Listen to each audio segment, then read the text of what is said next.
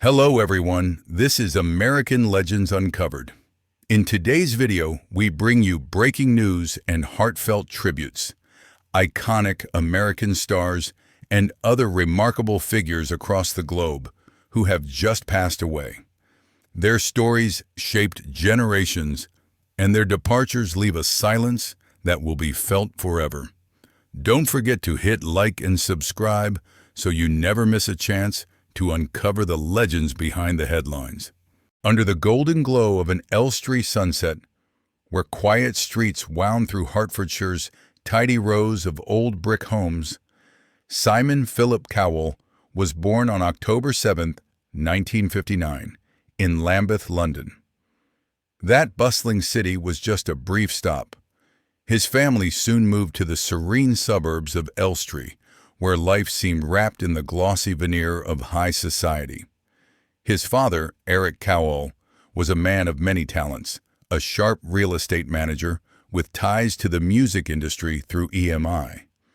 His mother, Julie Brett, had once been a graceful ballerina, her delicate steps captivating London stages. Theirs was a life many envied: lavish dinner parties, European vacations, and a sprawling home with a garden that stretched like a green sea. But beneath that polished surface lay a cold emptiness. Simon grew up in a family where love was shown through gifts, not words. Eric, stern and imposing, rarely praised his son.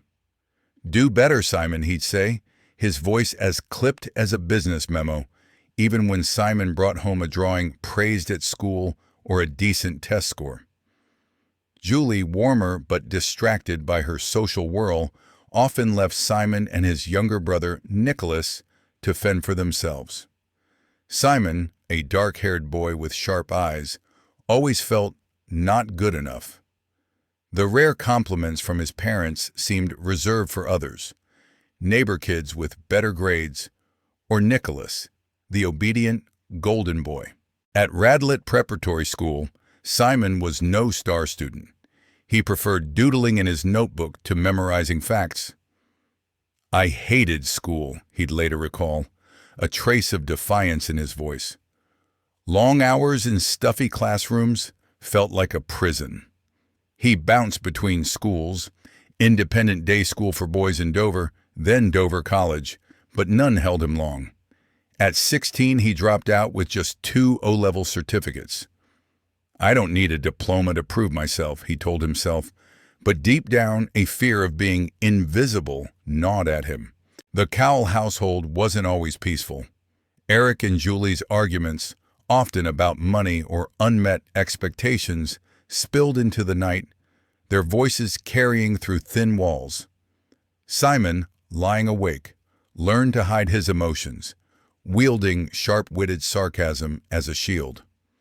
At school, he became the quick-tongued kid whose jokes made classmates laugh, but few saw the insecurity beneath. One summer afternoon at 14, as he sat in the living room listening to Eric talk about the music business, big artists, million-pound deals, and stage lights, Simon's eyes lit up. "Someday, I'll make it big," he thought. It was the moment a seed of ambition sprouted, rooted in the scars of a childhood craving recognition. "If they won't see me, I'll make them see me," he vowed, unaware of the long road ahead, filled with dazzling highs and crushing lows. In 1977, 18-year-old Simon Cowell, with his messy black hair and restless ambition, stepped into the adult world with a leg up from his father. Eric's connections in the music industry landed Simon a job in the mailroom at EMI Music Publishing, a titan of the British music scene. But it wasn't glamorous. At the bottom rung, Simon sorted letters, brewed tea, and ran errands in a cramped room smelling of old paper. "I felt invisible," he'd later say, a bitter edge to his words. Upstairs, legends like the Beatles or Queen might be cutting deals, but Simon was just a shadow in the dim hallways. The job was tedious, but it was a crash course in the music business. Simon, ever curious, eavesdropped on break room chats, watching how A&R execs picked hits and built marketing campaigns. Music isn't just art, it's business, he realized, a light bulb moment that reshaped his thinking. Still, patience wasn't his strong suit. By 1980, he ditched EMI, bouncing through odd jobs, selling electronics, working behind the scenes at a small film company. Nothing stuck. Each dead-end gig fed his old fear of not being good enough, pushing him into impulsive choices. In 1985, a break came. Simon teamed up with producers Pete Waterman and Mike Stock to launch Fanfare Records, an independent label with big dreams. At 26, he poured his savings and energy into it. This is my shot, he thought, heart racing. They signed Sunita, Simon's ex-girlfriend, whose fiery charisma fueled the 1987 hit, Toy Boy. The song climbed the UK charts and money rolled in. Simon bought a sleek sports car and dined at London's ritziest spots. Finally, I'm seen, he thought, cruising through the city's neon-lit streets. But success was fragile as a soap bubble. By 1989, Fanfare collapsed under reckless spending and cutthroat competition, leaving Simon with nearly $500,000 in debt.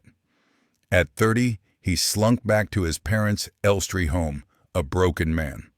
I'm a failure, he told himself, staring at the ceiling of his childhood bedroom, the cracks above mocking his downfall.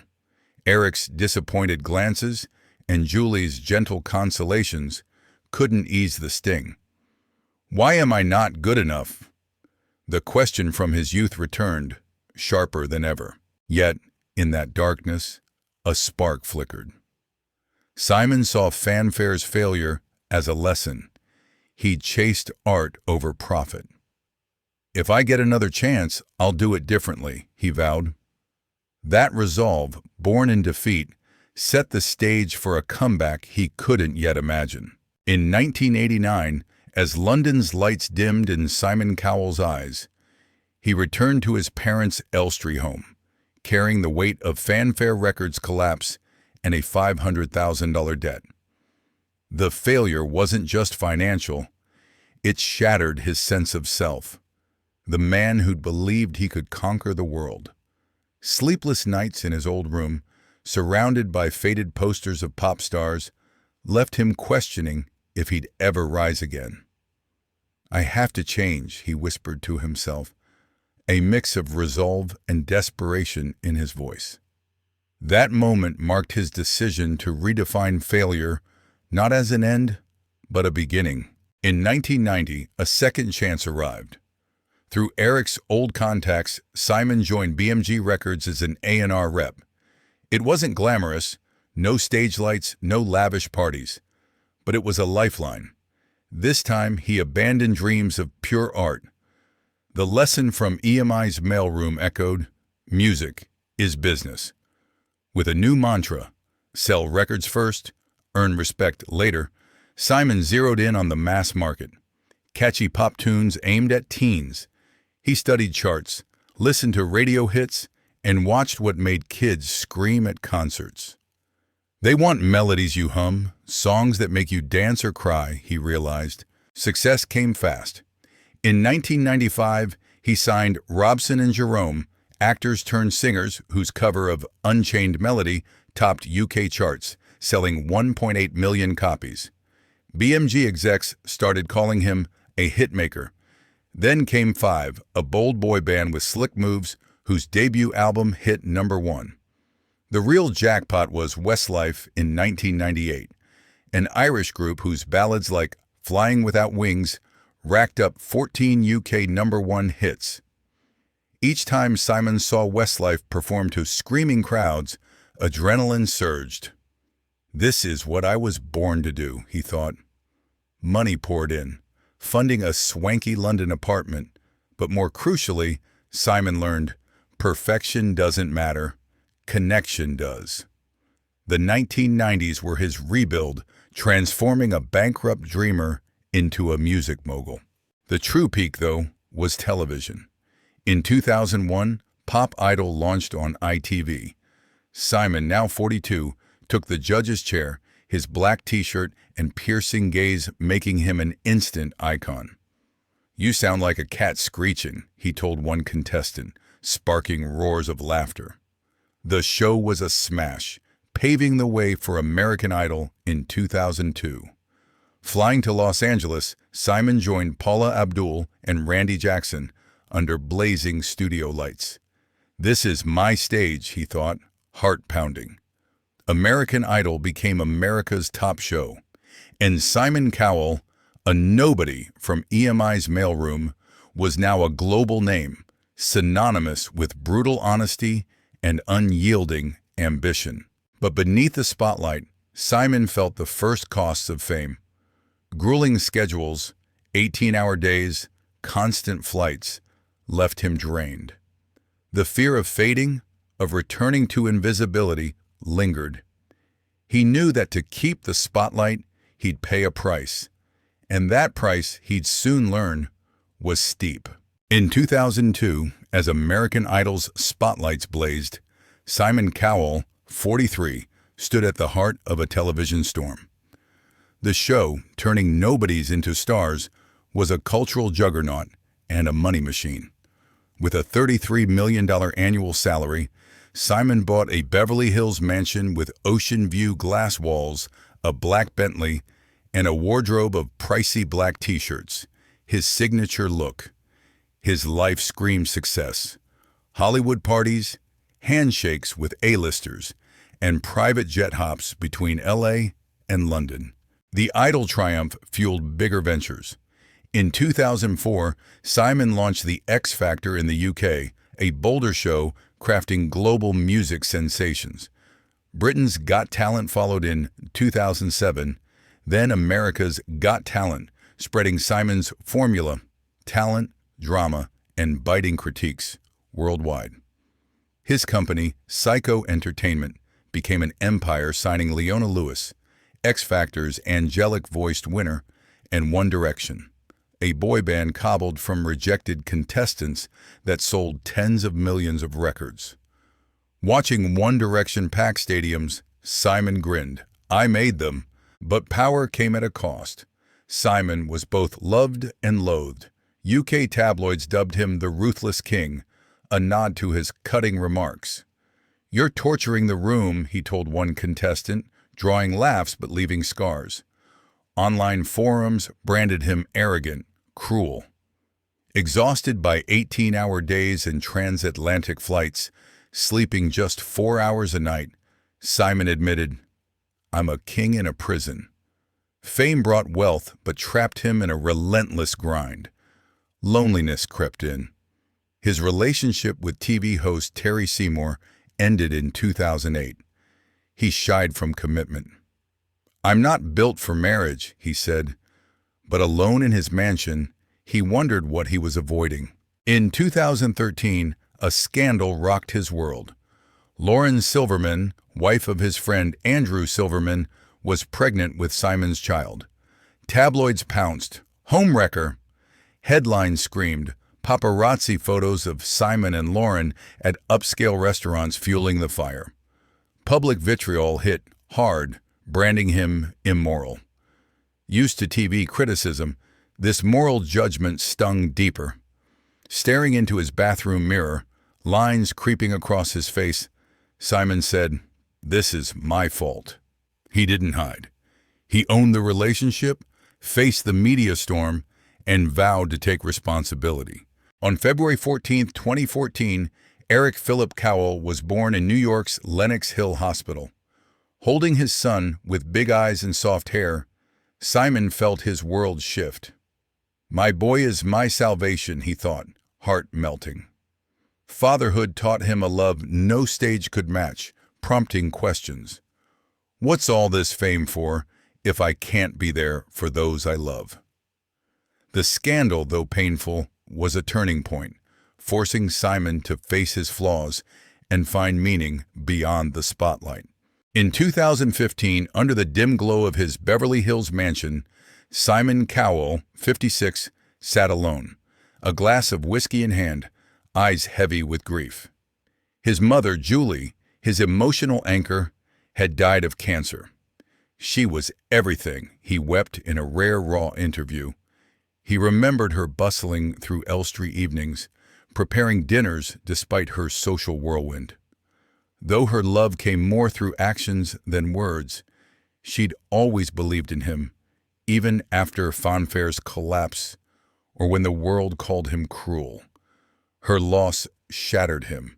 His father, Eric, had died in 1999 of a heart attack, the same day Westlife hit #1 with Swear It Again. The news came amid celebration, turning joy to grief. "I had everything, money, fame, but I lost my parents," Simon said, voice breaking. Julie's death plunged him into a mental crisis. The man who controlled TV empires felt powerless. Sleepless nights in his mansion, staring at the ocean, brought questions. What's the point of all this? Depression crept in, silent but heavy, making his achievements, Psycho, hit shows, feel like sandcastles waiting for the tide. Life wasn't done testing him. In 2020, on a sunny Malibu afternoon, Simon, 61, tried out a new electric bike. He loved speed, sports cars, gadgets, and the e-bike promised a thrill. But minutes into his ride, he lost control, crashing hard. A sickening crack echoed as his back hit the pavement. Pain exploded, radiating from his spine. Lauren, his fiancée, frantically called 911 as he lay motionless. Doctors confirmed 3 broken vertebrae. A 6-hour surgery bolted a metal rod into his spine. Waking in agony, Simon heard the doctor say, "You nearly died." The words hit like a hammer. Bedridden, hooked to IVs, he faced life's fragility. "I lived like I was invincible," he thought. But life can end any time. Recovery was grueling. The man who commanded stages relearned walking, step by painful step, with physical therapy. Each move reminded him to be humble. He thought of Eric, now 6, and Lauren, his constants, and simple moments, like family dinners, he'd missed chasing fame. In 2022, another accident struck in London. Another e-bike, another fall on a wet road, this time breaking his arm. Less severe, but still humbling, it reinforced his limits. "I thought I was untouchable," he told Lauren, a wry smile masking the pain. These falls, literal and figurative, grounded him. They taught him that wealth couldn't shield him from a frail body or a lonely heart. Post-accident, Simon changed. He cut back work, spending afternoons with Eric at the park or kicking a soccer ball in their yard. Evenings, instead of emails or Got Talent tapes, he read bedtime stories, his voice warm in the quiet room. Losses and injuries, though brutal, were tragic levers, pulling him from arrogance to humanity. But the journey wasn't over. A new battle loomed, confronting his image, his obsession with perfection, and a world that never stopped judging. In the soft light of his Beverly Hills bathroom, Simon Cowell, now in his early 60s, often stood before the mirror, studying his face. The sharp eyes remained, but wrinkles had crept in, tracing a life of triumphs and trials. For years, he'd fought time not with grace, but with needles and vials. Botox, fillers, and endless cosmetic tweaks. He believed a flawless look was part of the Simon Cowell brand, the invincible mogul who controlled every gaze. "I wanted to freeze my image forever," he once thought, as if eternal youth could secure his throne in entertainment. This obsession wasn't random. During American Idol and the X Factor's peak, Simon lived under relentless scrutiny. High-definition cameras magnified every line on his face, and tabloids pounced on aging signs. "Is Simon Cowell getting old, or just bad lighting?" one headline sneered, paired with an unflattering shot. The jabs, though petty, hit his deepest fear.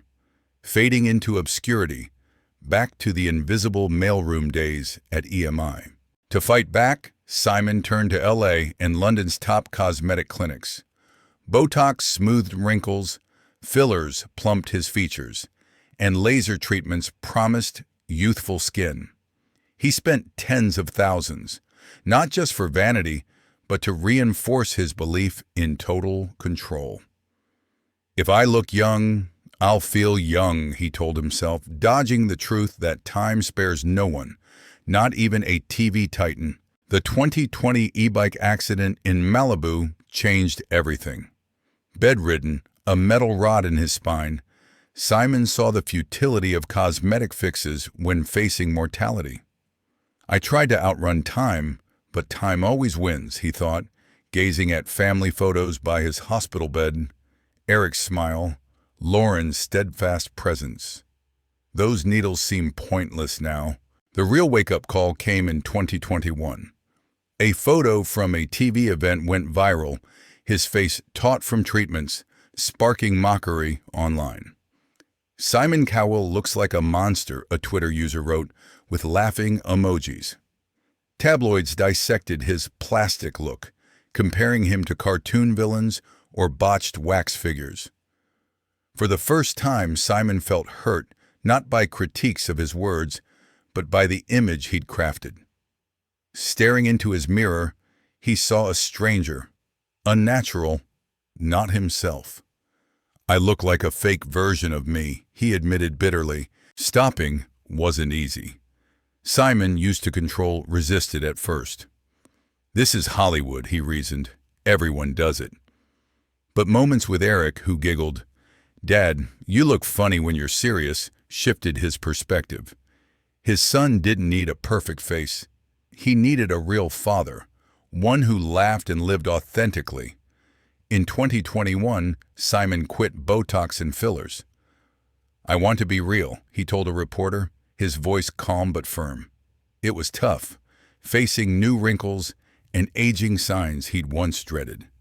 Yet each glance in the mirror brought relief. "This is me," he thought, "flawed, but me." Some praised his courage, others mocked, but Simon didn't care. He'd learned he couldn't please everyone, and it no longer mattered.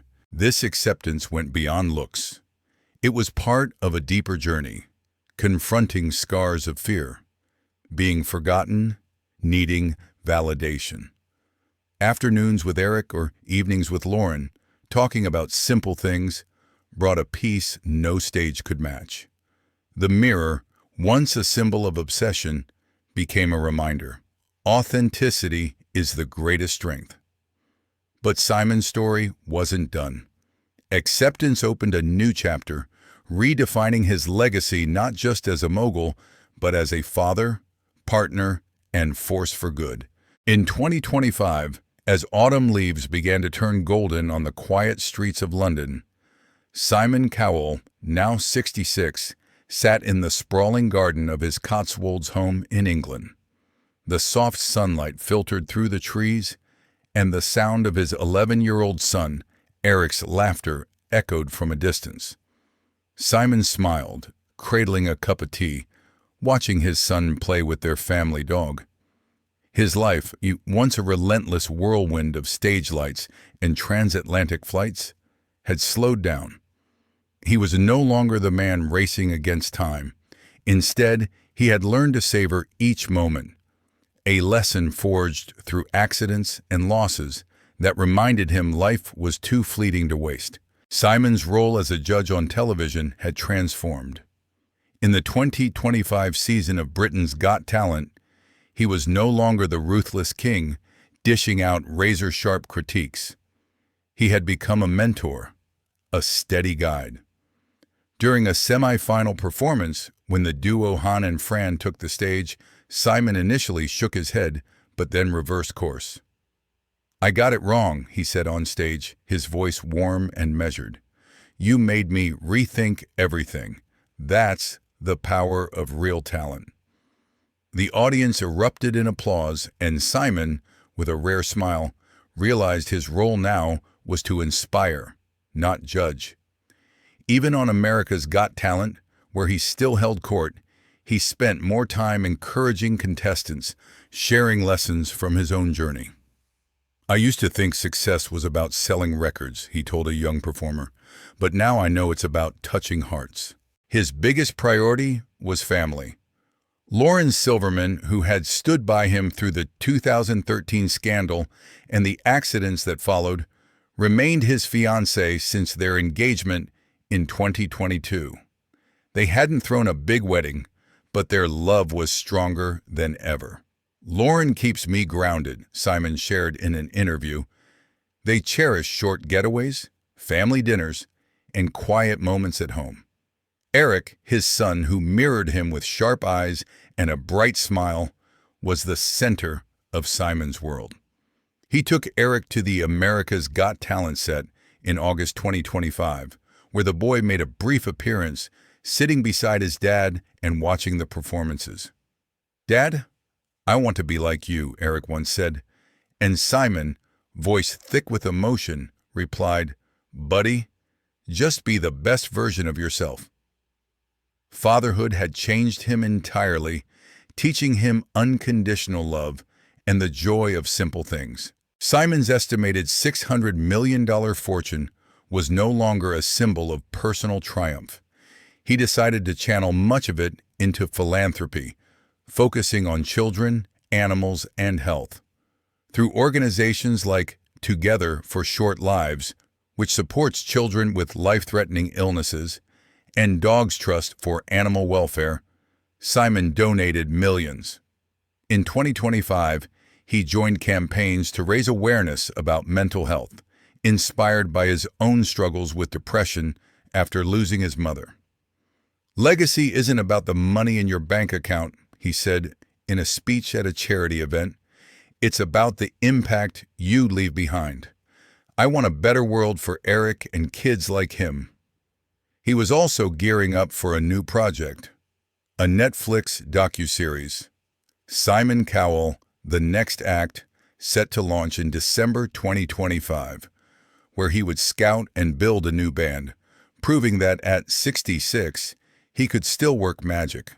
In his garden, Simon reflected on his journey. From the invisible boy in Elstree, through failures and triumphs, to a man who found peace. He no longer feared aging or loss. Instead, he embraced them as lessons. Life is a journey, he thought, and true legacy is what we give back. As Eric ran to him, wrapping him in a tight hug, Simon knew he had found real meaning, not on a stage, but in the arms of his family and the contributions he made to the world.